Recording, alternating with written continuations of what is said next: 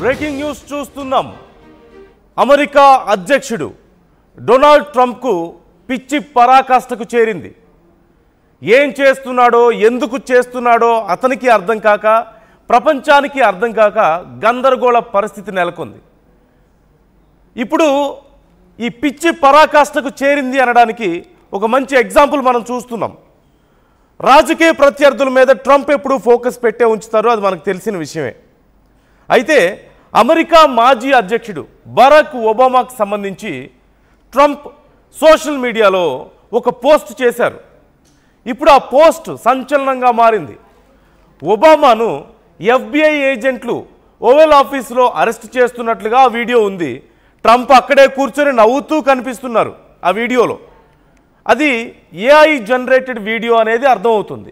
కానీ ఒక మాజీ అధ్యక్షుడిని అంత దారుణంగా మోకాళ్ళ మీద కూర్చోబెట్టి చేతులు వెనక్కి మడిచి సంకెళ్ళు వేసి అంత దారుణంగా ఒక భయంకరమైన నేరస్తుడిని ఎలాగైతే అరెస్ట్ చేస్తారో అలా అరెస్ట్ చేసి తీసుకువెళ్తుంటే అక్కడ కూర్చొని నవ్వుతూ కూర్చోవడం, ఆ తర్వాత ఒబామా జైల్లో ఆరెంజ్ కలర్ డ్రెస్లో, ఖైదీలు వేసుకునే డ్రెస్లో ఉన్నటువంటి వీడియో కూడా మనం చూస్తున్నాం.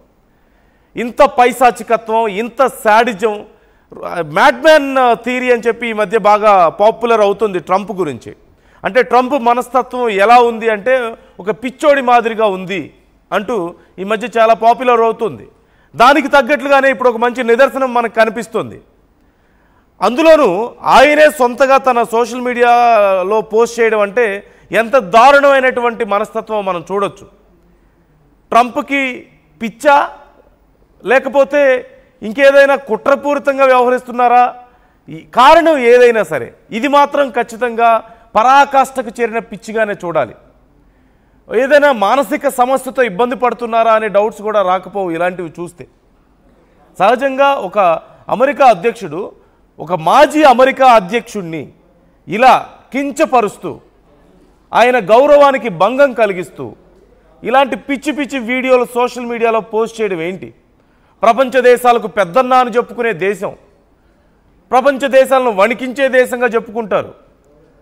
మమ్మల్ని మించిన దేశం ఇంకొకటి లేదు, మా దేశంలో ఉన్నంత ఫ్రీడమ్ ప్రపంచంలో ఎక్కడా లేదు అని చెప్పుకునే అమెరికా దేశానికి ఒక అధ్యక్షుడు ఒక మాజీ అధ్యక్షుడి గురించి ఇలాంటి ఒక వీడియో పోస్ట్ చేయడమా? ఇంతకంటే దౌర్భాగ్యం, దౌర్జన్యం ఇంకేమైనా ఉంటుందా? అధికారంలో ఉన్నాం కదా అని చెప్పి ఇష్టారీతిని వ్యవహరించడమా? సహజంగా మనందరికీ తెలిసిన విషయమే. గతంలో జో బైడెన్ గురించి ఆయన చేసినటువంటి కామెంట్స్ కూడా మనకు తెలుసు. ఆయన మానసిక స్థితి గురించి, ఆయన శరీరంలో ఆయనకున్నటువంటి కొన్ని ఆరోగ్య సమస్యల గురించి కూడా ట్రంప్ చాలా సందర్భాల్లో చాలా హేళన చేస్తూ మాట్లాడారు. ఇక ఎన్నికల సమయంలో ప్రత్యర్థుల గురించి ఆయన మాట్లాడే మాటలు చెప్పుకోలేం కూడా. ఒకానొక సమయంలో 10 ఏళ్ల క్రితం ఎన్నికల్లో తన ప్రత్యర్థి గురించి మాట్లాడుతూ కొన్ని బెడ్రూమ్ అంశాల గురించి కూడా మాట్లాడినటువంటి సందర్భాలు మనం చూసాం. అంతకంటే మానసిక దౌర్బల్యం ఇంకోటి ఉంటుందా? ట్రంప్ మొదటి నుంచి కూడా కొంచెం తేడా అనే చెప్పాలి మానసికంగా. ఎప్పుడు ఎవరి మీద ఎలాంటి మాటలు మాట్లాడతారు, ఆయన గెలవడానికి ఏమైనా చేస్తారు, ఎంతకైనా తెగిస్తారు అనే ఒక అభిప్రాయం లేకపోలేదు. ఆ తర్వాత తన ప్రత్యర్థుల్ని నోటికొచ్చినట్లు మాట్లాడడం, వాళ్ళని ఫిజికల్గా అబ్యూస్ చేయడం, రకరకాలుగా వాళ్ళ మానసిక స్థితుల గురించి నోటికొచ్చినట్టు మాట్లాడడం మనం చాలా సందర్భాల్లో చూసాం. ఆ తర్వాత కొన్ని ఇన్సిడెంట్స్ గురించి ఆయన అడ్రస్ చేయడాన్ని కూడా మనం చూడొచ్చు.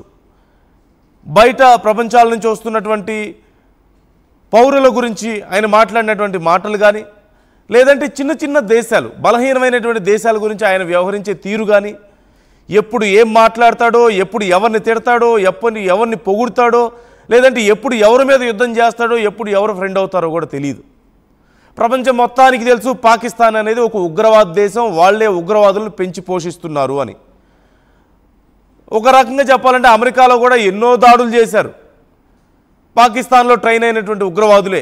కానీ పాకిస్తాన్ చాలా గొప్ప దేశం అని, అక్కడి సైనిక అధికారి మాత్రం చాలా గొప్పవాడు, మునీర్ని కూర్చోబెట్టి ఈజ్ ఎ గ్రేట్ పర్సన్ అంటూ మాట్లాడినటువంటి పరిస్థితి మనం చూసాం. ఒక దేశ అధ్యక్షుడికి ఇచ్చే గౌరవాన్ని వైట్ హౌస్లో కూర్చోబెట్టి మునీర్కి ఇచ్చాడంటే, ప్రపంచంలో ఒక పనికిమాలిన వ్యక్తిగా పేరొందిన మునీర్కి తీసుకొచ్చి అక్కడ కూర్చోబెట్టి అంత గౌరవం ఇచ్చాడంటే అర్థం చేసుకోవచ్చు. పాకిస్తాన్ ఒక గొప్ప దేశంగా చెప్పించుకుంటున్నాడు, పాకిస్తాన్తో రిఫర్ చేయించుకుంటున్నాడు నోబెల్ శాంతి బహుమతి కోసం. ఇంతకంటే పిచ్చి ఇంకోటి ఏమైనా ఉంటుందా? ఇంతకంటే పనికిమాలినటువంటి ప్రయత్నం ఇంకేమైనా ఉంటుందా? ప్రపంచ దేశాలన్నీ యుద్ధాలు జరుగుతుంటే యుద్ధాలు చేస్తున్న దేశాలు కూడా ప్రకటించడానికి ముందే వెళ్ళి నేనే ఆపేశానికి యుద్ధం అయిపోయింది, ఎక్కడికక్కడ సైలెంట్ అయిపోయారని చెప్పి మాట్లాడుతుంటాడు. ఎందుకు? నోబెల్ శాంతి బహుమతి కోసం. తీరా ఆయన ప్రకటించిన తర్వాతే రష్యా ఏం చేస్తుంది ఇప్పుడు? మరోవైపు ఇరాన్ ఏం చేసింది? ఇజ్రాయెల్ ఏం చేసింది? చివరికి నేను చాలా డిసప్పాయింట్ అయ్యాను ఆ దేశాల వ్యవహార శైలితో, నేను చెప్పిన తర్వాత కూడా మాట వినట్లేదు, వాణిజ్యం గురించి వాళ్ళని నేను భయపెడతాను అని చెప్పి మాట్లాడుతుంటారు. మొన్న బ్రెజిల్ చేసిన కామెంట్ మనం చూసాం. పెద్ద నువ్వేమన్నా కింగ్ అనుకుంటున్నావా, మాకు అవసరం లేదు రాజులు అని చెప్పి మాట్లాడి, అవసరమైతే నీ డాలర్ మాకు అవసరం లేదు, తొక్క మేము సపరేట్గా కరెన్సీ రెడీ చేసుకుంటామని చెప్పి రష్యా, బ్రెజిల్ లాంటి దేశాలు మాట్లాడడం మనం చూసాం మొన్న బ్రిక్స్ సదస్సుకు సంబంధించి జరిగినటువంటి మీటింగ్స్లో. సో ప్రపంచ దేశాల ముందు అందులోనూ ఇంకో ముఖ్యమైన పరిణామం కూడా చూసాం. అధికారంలోకి వచ్చిన అతి తక్కువ సమయంలో అత్యంత ఎక్కువగా వ్యతిరేకతను మూటగట్టుకున్నటువంటి అధ్యక్షుడిగా కూడా గొప్ప పేరు సాధించారు ట్రంప్. ఏ రకంగా చూసినా సరే, ఎన్ని రకాలుగా ఆయనకు బ్యాడ్ నేమ్ రావాలో అన్ని రకాల బ్యాడ్ నేమ్ ఉంది. ఎన్ని రకాలుగా ఇతరులను ఇబ్బంది పెట్టాలో అన్ని రకాలుగా ఇబ్బంది పెడతారు. ఎప్పుడు ఎవరితో ఫ్రెండ్షిప్ చేస్తారో తెలియదు, ఎప్పుడు ఎవరితో యుద్ధాలు చేస్తారో తెలియదు. నా అంత గొప్పగా బిజినెస్ చేసేవాళ్ళు ఎవరు లేరు, ఇండియా పాకిస్తాన్ నేను వాణిజ్యం చూపించి ఆపేశాను యుద్ధం చేయకుండా అని చెప్పి మాట్లాడారు. ఈ నోటికొచ్చినట్టు మాట్లాడడం. ఇప్పుడు ఇలాంటి ఒక వీడియో ఒక మాజీ అక్కడ అమెరికా అధ్యక్షుడి గురించి ఇలాంటి ఒక వీడియో ఆయనకి ఎంత అవమానకరం ఒబామాకి. అంతకంటే దారుణం ఇంకేమైనా ఉంటుందా? ఎవరన్నా ఏమైనా అనుకుంటారని కానీ కనీసం ఇది పద్ధత కాదా అని కానీ ఆలోచించడం ఉండదు. ప్రపంచాలకు మాత్రం మళ్ళీ పెద్దన్న అని చెప్పుకుంటారు, మాకంటే గొప్ప అధ్యక్షుడు లేడని చెప్పుకుంటారు, మాకంటే గొప్ప దేశం లేదని చెప్పుకుంటారు. ఇంత దారుణమా? భారతదేశంలో చూసాం, వ్యతిరేక పార్టీలు అయినప్పటికీ కూడా కనీసం ప్రెసిడెంట్స్, ప్రధానమంత్రుల విషయంలో కనీసం ఒకరికొకరు గౌరవించుకుంటారు. సభల్లో తిట్టుకోవచ్చేమో, సభల్లో ఒకరి మీద ఒకరు విమర్శించుకోవచ్చేమో, కానీ కనీస గౌరవం అన్నప్పుడు ఖచ్చితంగా హక్కులు, గౌరవాలు ఇలాంటి విషయాలకు వచ్చినప్పుడు ఖచ్చితంగా ఆ బ్యారియర్స్ అనేది ఖచ్చితంగా ఫాలో అవుతుంటారు. ప్రపంచంలోనే అతి గొప్ప ప్రజాస్వామ్య దేశంగా చెప్పుకునే అమెరికాలో మాత్రం ఒక మాజీ అధ్యక్షుడి గురించి ఇంత దారుణమైన పోస్టా? ఇంతకంటే సిగ్గుమాలిన పని ఇంకోటి లేదు. ట్రంప్కి పిచ్చి పట్టింది, పిచ్చి పరాకాష్ఠకి వెళ్ళింది అనడానికి ఇంతకంటే ఒక నిదర్శనం ఇంకేమీ లేదనే చెప్పాలి. ఒక ఏఐ జనరేటెడ్ వీడియో ఇలాంటిది ఒకటి తయారు చేయించి FBI ఆయన్ని అరెస్ట్ చేస్తున్నట్లుగా మనం చూస్తున్నాం. వీడియోలో చూడొచ్చు, మనం వీడియోలో చూడొచ్చు. ఒబామాని, ఒక మాజీ అమెరికా అధ్యక్షుడిని, చాలా గొప్ప పేరుంది, ఒక నల్ల జాతీయుడు అధ్యక్షుడు అవ్వడం. ఒబామా చాలా గొప్పగా పరిపాలించారు.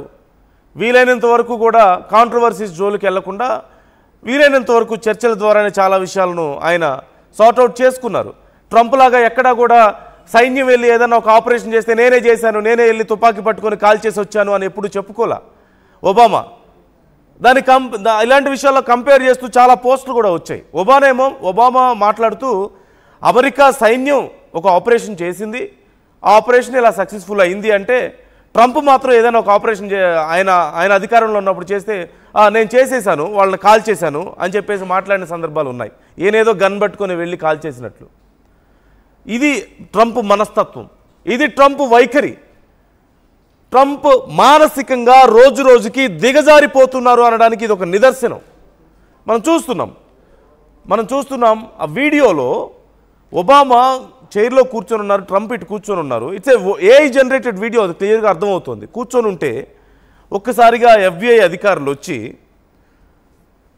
ఒబామాని 2 చేతులు పట్టుకొని ఒక దారుణమైనటువంటి కుట్రపూరితంగా వ్యవహరించేటువంటి ఖైదీలని లేదంటే నేరస్తుల్ని ఎలా అదుపులోకి తీసుకుంటారో అలా మోకాళ్ళ మీద కూర్చోబెట్టి 2 చేతులు వెనక్కి విరిచి ఆయనకు సంకెళ్ళు వేసి లాక్కుపోతున్నట్లుగా ఉంది. ఒక మాజీ అధ్యక్షుడికి దక్కే గౌరవం ఇదేనా? ప్రపంచంలో గొప్ప దేశంగా చెప్పుకునే అమెరికాలో, ప్రపంచానికి పెద్దన్న అని చెప్పుకొని ప్రపంచ దేశాలకు మేము ఆదర్శం అని చెప్పుకునే దేశంలో ఒక మాజీ అధ్యక్షుడికి దక్కే గౌరవం ఇదా? ప్రపంచ దేశాలకు మీరు నేర్పే పాఠాలు విలువలు ఇవేనా? ఇవి చూసే నేర్చుకోవాలా చిన్న దేశాలు మిమ్మల్ని చూసి? ఇప్పటికే చాలా దేశాలను సర్వనాశనం చేశారన్న క్రెడిట్ అమెరికాకు ఉంది. ట్రంప్ లాంటి నాయకుల వల్ల ఇప్పుడు అధ్యక్షుడి హోదాకు ఉండేటువంటి ఆ కొద్దిపాటి విలువ కూడా పోతుంది. దిగజారిపోతున్నటువంటి అధ్యక్ష కుర్చీ విలువలు మనం చూస్తున్నాం. ఎన్ని దారుణమైన వ్యాఖ్యలు, నోటికి వచ్చినట్లు మాట్లాడడం, చాలా పర్సనల్గా తీసుకొని మాట్లాడడం, అమెరికా అంటే ఇక నేనే అన్నట్లుగా